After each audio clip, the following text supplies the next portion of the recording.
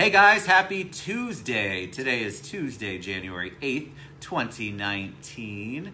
I am here, well, here it goes. I've got the giggles already. We've had a very interesting couple of minutes. I'm here with the beautiful Tymisha Harris and the handsome Mike Marinaccio. Good Italian boy. So let us know you can hear us or see us. I know this isn't a normal time where we go, hey Rick Garcia, give us a thumbs up, give us a heart, let us know how good Tymisha looks, drinking that Jordan's on, drinking that wonderful mimosa that kind of matches you a little bit. It does. It looks like I'm not drinking anything at all. I know. And do you know what I learned? So you know that little number in the corner? Hey, Brian Cohen, what's up? So give us a thumbs up. I just want to make sure you can hear us, John Oliphant. That number only reflects the people, he does hear us, only reflects the people that want to be shown. That's a thing. Really? So people can hide. People can hide. And why you'd want to hide? Creepily Susie stalk Parker. us? Yes, that's why at the end of it we've got so many more than it shows on there watching live. Brian, Susie Parker. All right, so we have a lot to talk about. Roberto, what's happening, buddy? So I am excited. We're here to talk about Orlando Fringe Winter Mini Fest. Did I say it right? You did. Raul, what's up? So we want to learn more. We want to learn about you. We want to learn about what you guys produce. So let's start a little bit in the beginning. We like origin stories here. Beth Marshall's Beth on. Marshall. We love Beth. We'll see you at 12:30. She'll be here. Yep. Drinking a mimosa, maybe? I don't know what's happening. So tell us a little bit about you guys. Who wants to start? She's drinking, so I guess Mike's going to start. So my name is Mike Marinaccio. My main job is the festival producer of the Orlando Fringe, which means I produce the May Festival, our big festival. I also produce the January Orlando Fringe Winter Mini Fest, and all of our special events, fundraisers in between. Pretty much all the artistic content, everything you're going to see on stage, everything that you'll experience in terms of performance and production at the Orlando Fringe is in my purview. And then I also am the co-founder and artistic director of Dynamite Lunchbox Productions, which is an independent company that I have along with the lovely Tymisha and Mr. Todd Kimbrough. Wonderful. So I'm going to go back to him, Tymisha, because he didn't follow directions, and we didn't get any origin story there. We don't know where he's from or anything like that. But Tymisha, tell us a little bit about you. I am originally from El Paso, Texas. Right? And I moved here, so many years ago. And started working when the boy band boom popped up. You must have been very young. Look at that skin. Good morning, Tyler. The skin's amazing. It don't crack. It don't crack. I'm 102. It don't crack. You're bad. Like, I'm not going to be able to get through this 25, 30 minutes. It's all right. So, yes, I come from El Paso, Texas. A bunch of us moved here. I think I would say I had about 30 people altogether that moved here with me. Right, Texas? Come on, Go Shauna. Texas. Hey, Shauna, what's up? What? Mexico. And we had a great time. I learned a lot here working with bands like NSYNC and... What did you do with the bands? My first job was assistant choreographer. Oh, so you can dance too. I can. Nice. That was my first introduction into the entertainment world. You know, ballet, tap, jazz, as a singer or as a little child back in Orlando. And then I come here and I had to put those talents to work. And so Lance had just joined the group, and they're like, you got to go teach Lance and Chris how to, step it up. And so you got rhythm, baby? Okay, I got you. So you did. Yeah. You taught them how to dance. Yeah, just how to figure out and how we can get into the group vibe and the mode. And I got nothing. I'm trying. I can't do the head. I got nothing. They were wonderful. They were so eager. They were so sweet and cool. We had a really great time. It was a really great growth period for... Had you taught somebody to dance before, or had you done your own and then all of a sudden you had to go, all right, I have to teach people how to do that? Was that a... I think that was my own. I have rhythm. And, being in El Paso and so on and so forth, I was a dancer. I was in a dance studio. I was that background. And then we came here, and Robert Hawkes, rest your soul, comes in and is like, okay, you take that one, you take that one. We're gonna do this. We're gonna figure out some choreography, and there we go. Right over here on Concord. Sure. Right. I pass the apartment all the time, and I'm like, that's where we did it. Tearing up my heart when I'm with you. The dooby-doo. Different version, of course. I might need a cocktail. Hold on. But no, I honestly had a really great time coming to Orlando and. Did you know that's what you wanted to do? Did you always know you wanted to be a performer? Did you? I think I did. Did you? I did. Did you perform like with the? And I'm not. I feel bad. I haven't gotten Mike involved. We'll get him back. That's okay. But did you sing with the hairbrush? Did you do all the fun stuff? I mean, obviously you can sing too. Sang to Poison. Poison. If back in the day. Wait, Belle Biv DeVoe Poison or Poison? Oh no, the Poison, the band. Nice. I was a little bit of I was a hair rock. You like the hair rocker. Talk dirty to me. Yeah, talk dirty to me, right? And That's then Bret I turn Michaels, around, isn't yeah. it? Yeah. And then I turn around and hear, Run DMC or whatever hip hop was coming at the time, and I utilized both of that. I love the genres. Where I grew up, Mom was always listening to blues and jazz, and my uncle came into town, so then there's the classic rock aspect, and then a little bit of the 90s pop out, and then I come here and then it goes back to pop. Okay. Well, you're versatile. I'm versatile. I love being versatile. I love trying new things, and that's what's kept me looking so young. You do look young. All right, Mike, now you can redeem yourself and give us a little background on you, because I think it's important. I mean, at least answer, what was the motivation? Did you always know that you wanted to be in theater and performance? In production? No, I'm from. That's a hard no, by the New way. York.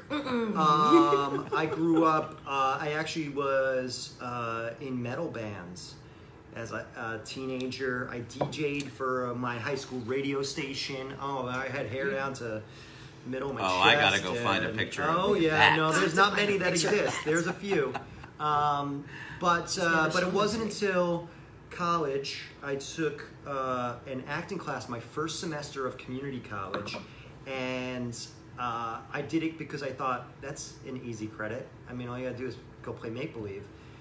And the first time I got up to read a scene, I was hooked. People came up to me afterwards and were like, "Have you been acting for a long time?" I was like, "I don't know. It's just go up and play make-believe." I don't know, It came natural. It was a gift. So I moved to Orlando to go to UCF. I was in UCF Theater UCF. Go Knights. The first Bachelor of Fine Arts in Theater Performance class ever at UCF. Nice. I know because I'm old. You're not old. And then I'm a little bit older than her. But That I believe, but I'm just gonna say. only 1 year. Only 1 year. Oh, that's great. notice he had to clarify right I'm just there, saying. right? Tough crowd. You're trying to put me out there. But yeah, no, I was an actor in Orlando for a couple of decades before before I started the job at Orlando Fringe. But during that time, I had been producing, directing, and being on the production side of theater as well. And so before we get to Fringe, because I really want to talk about that, and explain that to people and give them the 101, talk about Josephine. So, because I don't know who knows Josephine. I think we have an educated audience. I'm giving you guys credit. So, but give them a little backstory and tell them about how it kind of came into fruition. So, we wanted to create a show that really showcased Tymisha's talents. She's a dancer, singer, actor, and I wanted to create something that showcased her completely. And so we originally were talking about a Tina Turner show, but Tina's been done and done well. What's Love Got to Do with It?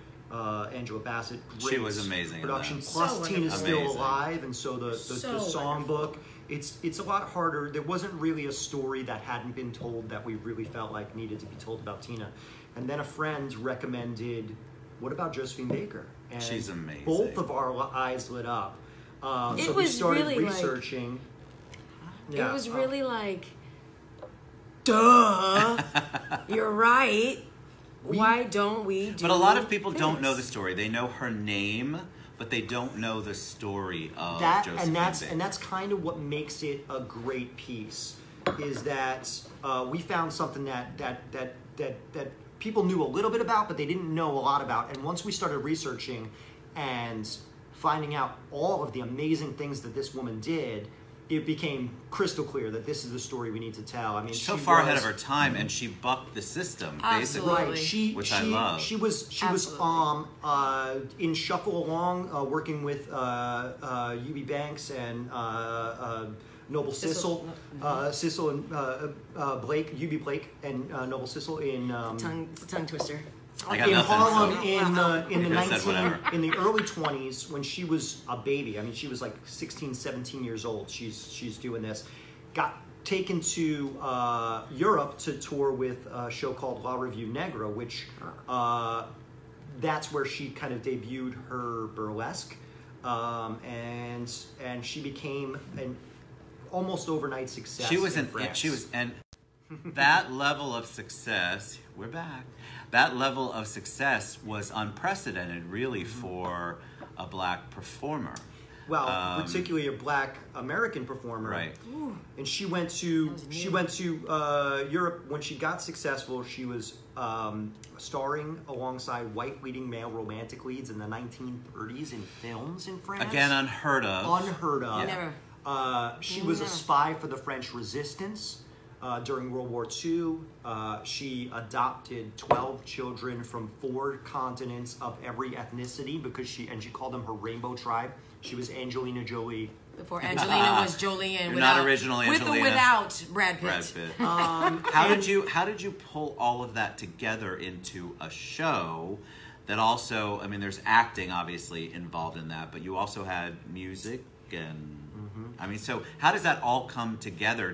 Did you two work on it together? Work on the writing of it? Along with the brilliant Todd Kimbrough. I mean, I think a lot of that's owed to Todd. You got it. I know, but I know him. I've heard his name. Todd is an amazing playwright, composer, pianist. He's just an all-around Renaissance man artist. He's really the most talented guy I know in real life. That's awesome to hear. And he's so sweet and humble. And then you're like, did you just create all this story?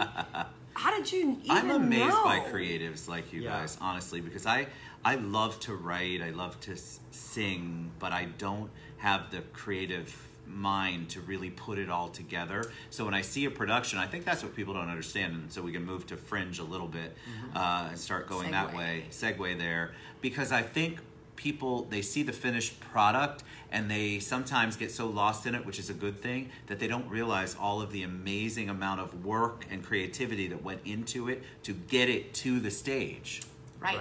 So talk a little bit about your involvement in Fringe and what you're doing and what Fringe is. What's Orlando Fringe? I've had people say, Ted, I'm not sure, is that X-rated?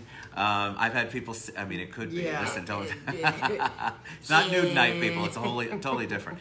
But talk a little bit about the beginnings, if you can, and what you can share. So Orlando Fringe is a multi-genre, independent performing arts festival. So it's all independent performing arts companies creating work. We are, it's uncurated, so there is a fair lottery selection. So whether it's a polished professional piece that's been touring the world or a brand new artist who just decides that they want to be an artist and create a show.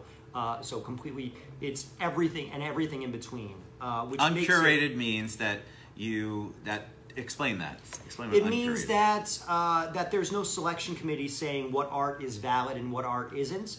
All art is welcome, and it's up to the audience to decide what they like. That's we have so cool. During the festival itself, there like. are about 100, usually about 150 different ticketed shows that are taking part in the festival.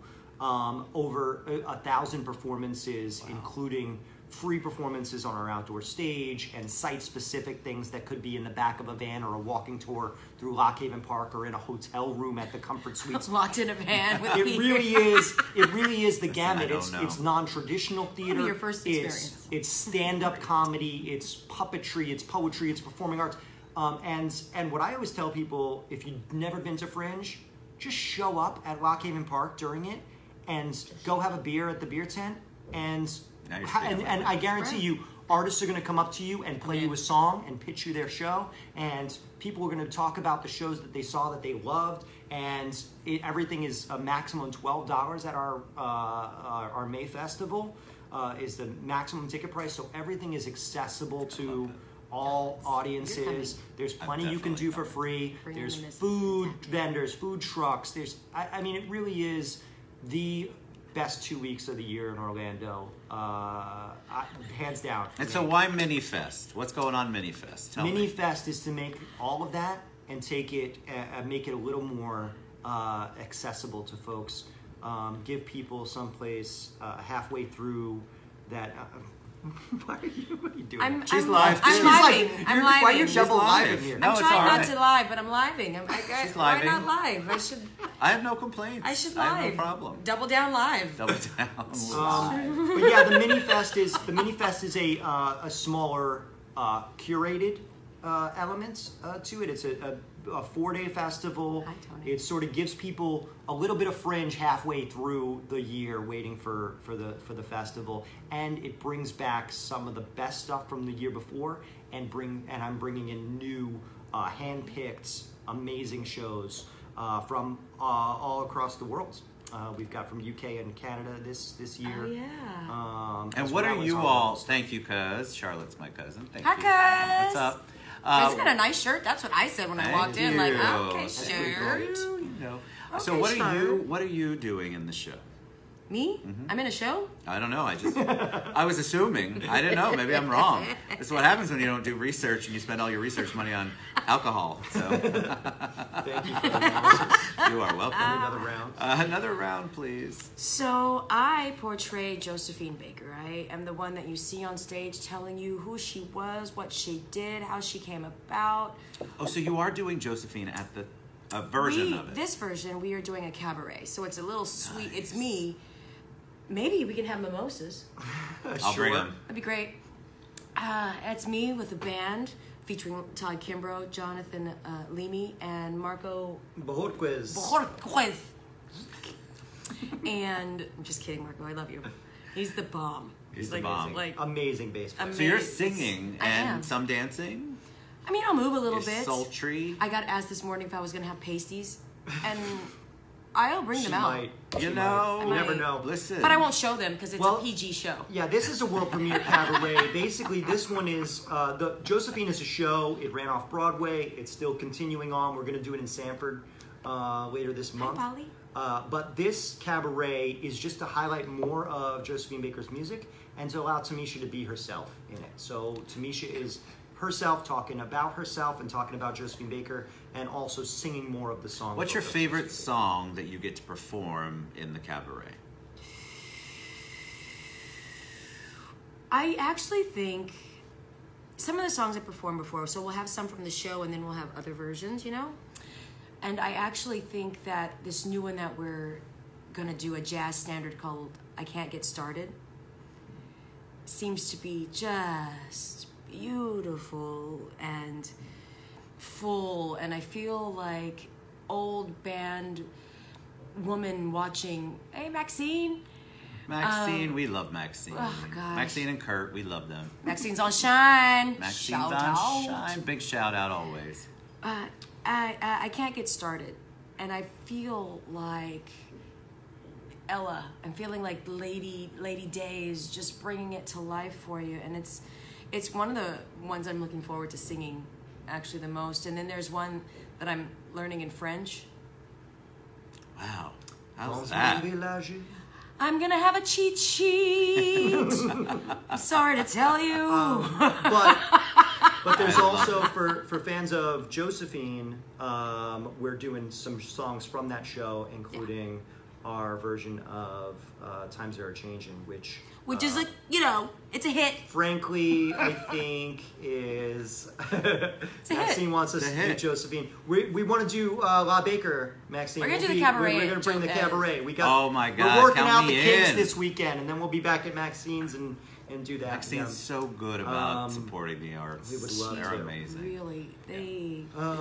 So what's Love your you, Jody. what? So when people come out, they hear Josephine, the music is of a genre of blues.